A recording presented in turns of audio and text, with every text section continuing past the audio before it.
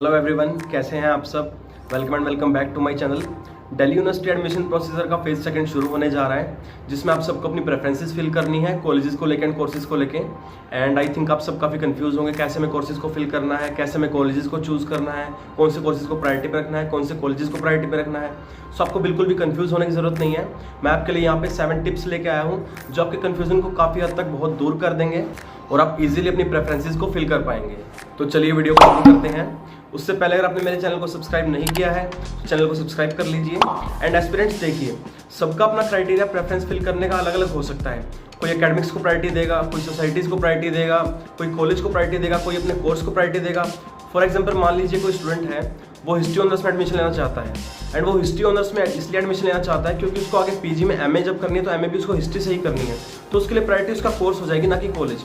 And no doubt DU की faculties बहुत अच्छी है, नॉर्थ कैंपस, साउथ कैंपस, हर जगह फैकल्टी बहुत अच्छी है। एंड दूसरी तरफ एक दूसरा स्टूडेंट है जिसको अपने ड्रीम कॉलेज में एडमिशन लेना है या फिर नॉर्थ कैंपस में एडमिशन लेना है एंड उसको एक ठीक ठाक कोर्स में एडमिशन मिल जाए तो उससे भी वो सेटिस्फाइड है। तो सबकी प्रायोरिटीज अपनी अलग अलग हो सकती हैं। तो चलिए अब बात करते हैं कि प्रेफरेंसेस फिल करते टाइम आपको किन किन बातों का ध्यान रखना है। इसमें गाइस सबसे पहली टिप रहेगी, टेक योर टाइम। आपको बिल्कुल भी कंफ्यूज नहीं होना है, बिल्कुल भी जल्दबाजी नहीं करना है। आपका ये फेज सेकंड ऑलमोस्ट 15 डेज तक चलने वाला है, सो आप आराम से सोच समझकर अपनी प्रायोरिटीज सेट कर सकते हैं। आप एक काम कर सकते हैं, आप एक पेपर पे लिख सकते हैं कि आपको किन किन कोर्स के अंदर अगर एडमिशन मिल जाए तो आपके लिए सही होगा।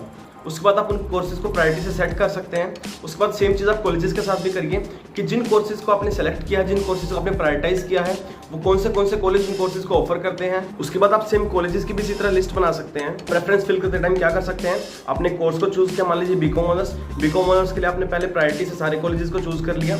उसके बाद आपने अगला कोर्स चूज किया बीकॉम, उसके बाद आपने सारे कॉलेजेस को चूज कर लिया। तो इस तरह अपनी प्रायोरिटी सेट करके आप अपने कॉलेजेस को भी चूज कर सकते हैं और अपने कोर्सेज को भी चूज कर सकते हैं।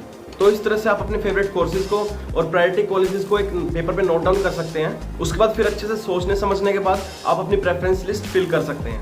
एंड टिप नंबर 2 हमारे पास यहाँ पर है, fill as much as courses and colleges as you can. DU के वीसी ने बोला है कि वहाँ पे आपके पास कोई भी बाउंडेशन नहीं है कि आपको इतने कोर्सेज ही फिल करने हैं, इतने कॉलेजेस को ही फिल करना है। So fill as much as you can. इससे आपका ही फायदा होगा। मान लीजिए आपने किसी अच्छे कॉलेज में किसी अच्छे कोर्स के लिए अप्लाई किया है, बट वहाँ पे आपका एडमिशन नहीं हो रहा है, आपको कोई दूसरा कॉलेज मिल रहा है उसी कोर्स में। अगर आप उस कॉलेज को वहाँ पे प्रेफरेंस लिस्ट में फिल ही नहीं करेंगे तो उस कॉलेज में आपका एडमिशन नहीं हो पाएगा। So fill as much as courses and colleges as you can. इसके बाद हमारे पास टिप नंबर 3 है, put your priority colleges and courses on top. Example के लिए आपको बताना चाहूँगा, मान लीजिए आप बीकॉम ऑनर्स करना चाहते हैं तो आपने कोर्सेज में बीकॉम ऑनर्स को सिलेक्ट किया।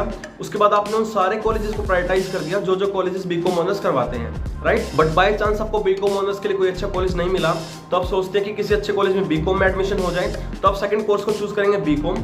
उसके बाद आप उन सारे कॉलेजेस को प्रायोरिटाइज कर देंगे जो कॉलेजेस बीकॉम करवाते हैं।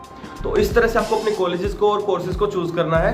एंड इसके आपके ऊपर कोई भी बाउंडेशन नहीं है, आप जितने चाहे उतने कोर्सेज को, जितने चाहे उतने कॉलेजेस को सिलेक्ट कर सकते हैं। सो एस्पिरेंट्स, नेक्स्ट पॉइंट हमारे पास है हाउ टू प्रायोरिटाइज। मैं आपको एक एग्जांपल देकर बताना चाहूँगा। मान लीजिए आप बीकॉम ऑनर्स में एडमिशन ले रहे हैं और आपने प्रायोरिटी पे रख दिया हंसराज कॉलेज को, राइट। सेकंड प्रायोरिटी पे आपने रख दिया एसआरसीसी को। बट जब काउंसलिंग लिस्ट आई तो आपका दोनों ही कॉलेजेस में एडमिशन हो रहा है, राइट। बट आपको जो एडमिशन मिलेगा वो हंसराज कॉलेज में मिलेगा, ना कि एसआरसीसी में, बिकॉज आपने प्रायोरिटी पे हंसराज कॉलेज को रखा था, ना कि एसआरसीसी को। सो आपको प्रायोरिटी पे जो कॉलेजेस रखने हैं उनको बहुत ध्यान से सेलेक्ट करना है। जो अच्छे कॉलेजेस हैं उनको प्रायोरिटी में दूसरे कॉलेजेस से ऊपर रखना है, राइट। आई होप आप सबको समझ आ रहा होगा कि मैं आपको क्या बताने की कोशिश कर रहा हूँ। इसके बाद हमारे पास नेक्स्ट पॉइंट आता है, is there any first come first serve policy. तो गाइस ऐसा बिल्कुल भी नहीं है कि आप पहले प्रेफरेंस शीट को फिल कर देंगे तो आपका एडमिशन पहले हो जाएगा, बाद में करेंगे तो बाद में होगा।